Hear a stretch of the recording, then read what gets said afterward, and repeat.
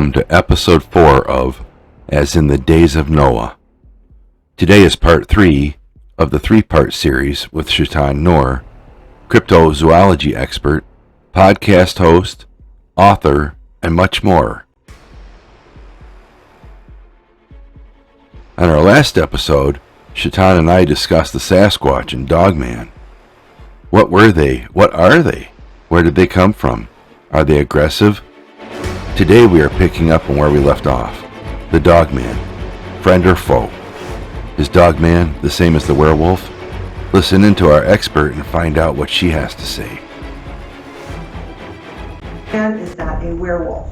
Yeah, Dogman Werewolf is is not a dog like a man. werewolf, but well, So- werewolf, is a mythological and creature. it can change back and forth. That's a werewolf. Yeah. Yeah. Where Dogman- Dogman is a dog man all the time. Yes. Right. Dogman is Dogman 24/7. That's what he is. They breed themselves to dog women and have dog children, but they are always a canine, and I hate to say humanoid, but they're an upright bipedal canine creature that has been documented here on Earth. Now, are they a natural occurring species? We don't know. Are they interdimensional? We don't know. Are they alien? We don't know. We are not that advanced that we have that technology that we have admittedly, examined, encountered, had relationships with these creatures. So we don't know yet what the Dogman truly is, other than its description of being an upright walking canine. Well, if this gentleman's DNA results are accurate, which, who knows?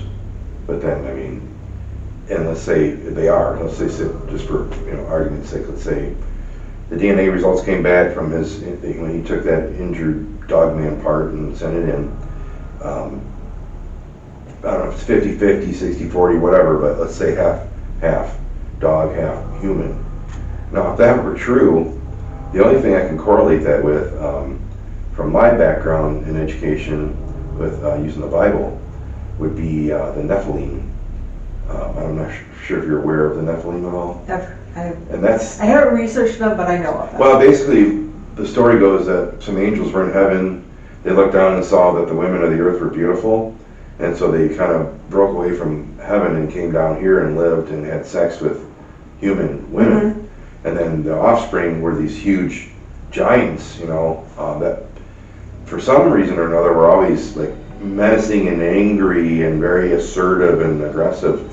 Something in their DNA structure, mm-hmm. Probably because when the angels fell, yes. They became demonic, And then it said that they were, if you look at the book of Enoch, it indicates that these Nephilim were going around having sex with not only women but men, and they were raping everything, animals. And so it made me wonder, well, did they rape some large dog possibly and have these outcomes, these unnatural births of these? Well, even if you look at like ancient Egyptian mythology, the Set or Seth, Anubis, the dog, the jackal-headed bottom is a human, right? Yes, Anubis. Yeah. A lot of people think that the Dogman goes back to Anubis, and that it is not of this world, but has become part of this world. Mm-hmm. As in, it was, so human beings were created in God's image. But we're speaking of one God, whereas other cultures had many gods. Right. And one of those gods, the Egyptian god, Anubis, was the jackal-headed god, which had the head of a jackal, mm-hmm. or if you're not sure what a jackal looks like, the pharaoh hound or the Abyssinian hound, it very much looks like the head of Anubis, mm-hmm. and then had a human body coming down. So did that god at one point, was it flesh and blood? And that's how it became a god, because the human beings who encountered it at that time were so in awe of it that they had no other response than to respect it and to look at it as an authority figure. If that god was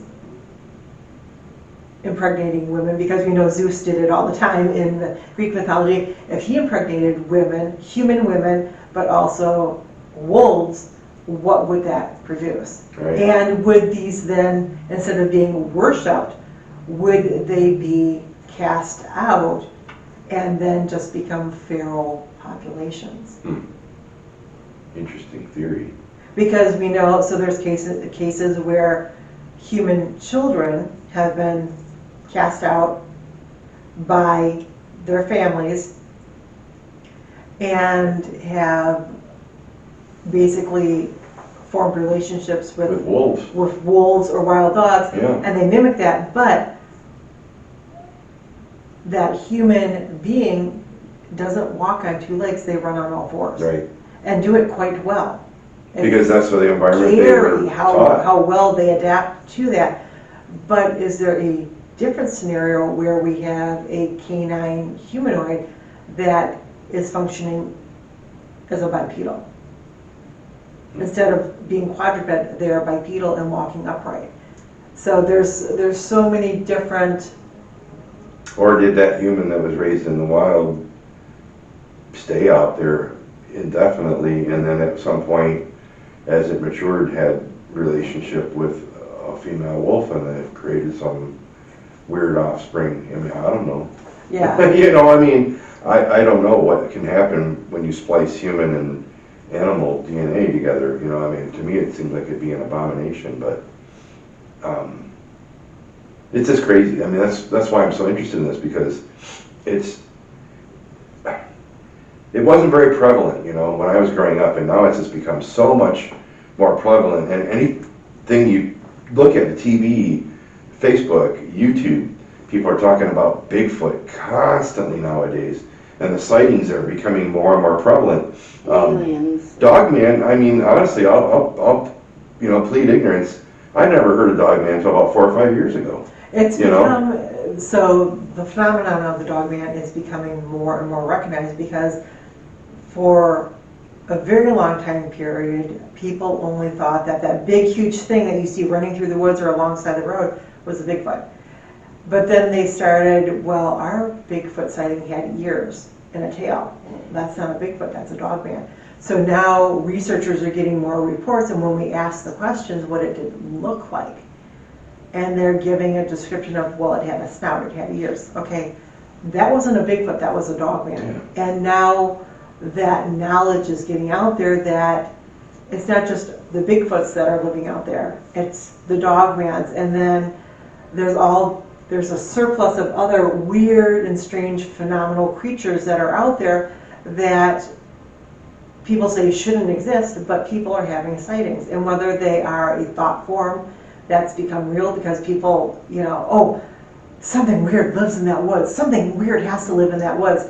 And so something does become living in that woods and just makes its appearance known every once in a while. Or is it a extinct species that we thought was extinct, but there's a small population of them that are just living and breeding and making their presence known in the natural world, which falls into like the lake monster category, or the flying cryptid categories, because every year we get reports of plesiosaurs, which should be extinct, or pterodactyls, which should be extinct, but people are saying no, it didn't look like a bird or a bat. It had, if I looked at a picture of a pterosaur or a pterodactyl, that's what I saw. If I looked at a picture of a plesiosaur, that's what I saw.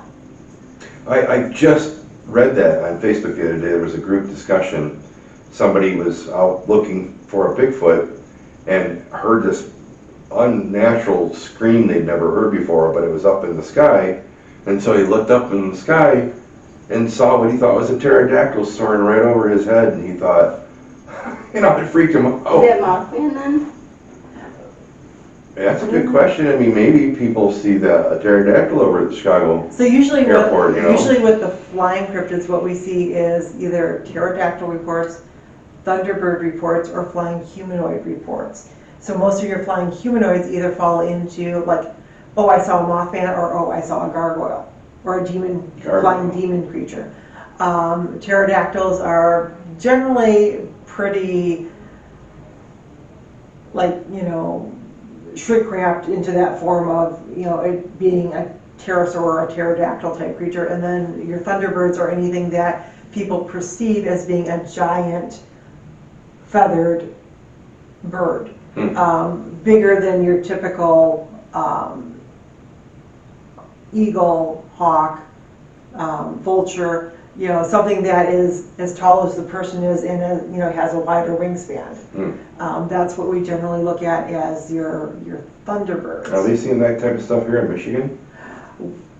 We haven't gotten a whole lot of reports. The closest report that I got to Michigan was I had a gentleman who was down in northern Indiana, and him and his friends were hunting bullfrogs for their legs, and they heard something land in the water, and they were trying to be quiet because they didn't want to scare all the bullfrogs. But then they heard something going walking through the water, and so they shined their lights over to where it was, and here was this, what he said was a giant pterodactyl. It had no feathers, it was leathery, it was winged. They have the long beak, yes, right? And as soon as they shone their flashlight on it, it launched up out of the air and flew away. And he said it wasn't a Mothman, because there is supposedly a Lake Michigan Mothman. Right. But he said, no, we think it was a pterosaur. Isn't that crazy? Is there Bigfoot and Dogman and everything in other countries, or is it mostly just America? Most of them are worldwide. That's one of the questions I want to ask is what your thoughts are about the paranormal world as it pertains to, you kind of answered it with maybe Dogman, that maybe it was, some type of otherworldly supernatural possibilities. But people are telling me that they're having Sasquatch sightings, that Sasquatch is coming through portals. And that could very well be, because we probably have a flesh and blood population of Bigfoots here on our planet. But just like human spirits linger on, that doesn't mean that Bigfoot spirits, animal spirits, can't linger on too. Because I know of a handful of haunted locations that say, well, we have human spirits here, but we also have a dog or a cat or something like that that makes its presence known. Or they hear hoofs, like running horses down the street, and there's no horses. Things, and we're just starting to develop concepts and understandings of the way hauntings happen, whether it's the stone tape theory, whether it's a intelligent haunt, whether it's, just something that's on repeat, and the right set of circumstances and the right, interactions set it off. Is it because somebody's renovated and stirred up the action that way? We don't quite know what triggers the occurrence of the paranormal activity, but there is the potential for a flesh and blood Bigfoot creature, for spirits of those creatures, for interdimensional, because we don't still know how interdimensional travel works. There's also the possibility of alien, extraterrestrial Bigfoots. Chewbacca, something like that out there. We don't know. We have a grasp of the idea that we are not the only ones in the universe. It would be very small-minded to think that we're the only living planet with living, active creatures on it. But also, if those creatures are coming here and observing us, then they're a lot more advanced than we are, because we cross our fingers and do one of these when we see that NASA or anybody's launching a spacecraft up into outer space in hopes that it makes it completely there, Right. and then they make it safely home. Yeah. What about, I've been hearing about Sasquatch sightings and UFO activity. Mm-hmm. Is that, like, even with the flesh and blood Sasquatch, is that something you've heard of? Where Mm-hmm. because I heard a guy saying he came upon a Sasquatch and it was literally yelling at this UFO, like screaming. It was hovering above him and he was screaming at it, you know? And that could be because they have, the Bigfoots are maybe hearing attuned to different vibrations, vibration. and they see that as a threat. Mm-hmm. Or maybe, and there's so many different thoughts, maybe this is where they dump their criminals, you know? The aliens, you mean? Yeah. The dogman and the Bigfoot, maybe they Maybe deposit them here and then they take off. We do know that a lot of That'd be the activity falls on ley lines, and that's where a lot of people have UFO and cryptid sightings. Really? And a lot more paranormal activity. So if you look at where ley lines run across the earth, you will find that those are major areas of travel that connect major civilizations, and that's where most of your encounters will happen, is along ley lines. That's really good to know. So there's something, I mean, like I say on my podcast, you have to be curious about this world and you have to go exploring. Mm-hmm. And there's no limit to the amount of interesting, exciting things that there are in this world, whether it's known, yet to be known, or we will never know. We have the potential to go investigate it and research it and see what we can learn about it. And how interesting and fun it is too, really. Mm-hmm. I mean, I've been investigating now for, 14 years, I guess? And every time I go, I get excited. I get the butterflies, Right. you know, and the hardest part is getting all this equipment together. I hate it. But, And everybody's like, oh, are you scared? No. Because generally what will happen is I'll be sitting there recording the whole time or walking the trail, and it's the second that I take my focus off of what I'm looking for to either charge my phone or fix this or that something talks to me, or my dog reacts to something and I look up and I'm like, right. Because it was observing you and waited until you were off your game just a second. And so I'm never truly scared, but I'm like, Need a body cam. just, I've done it before and had them go, Yeah. shut off, and I'm like, Oh, yeah. oh, okay, let's fix. I'll charge all 4 of my batteries, go into a location and put it in the camera and it's there, you know, and so they get back out. And it's like, so one of my best paranormal stories is it took place up in Mackinac City. Not Mackinac Island, but Mackinac City, at the Public Restroom, I think. So this was several years ago, and I had stopped in June with my mom, her German Shepherd, and my little miniature pinscher, the same one who found the dog in track. Went into the big stalled bathroom with my little miniature pinscher, and then we left.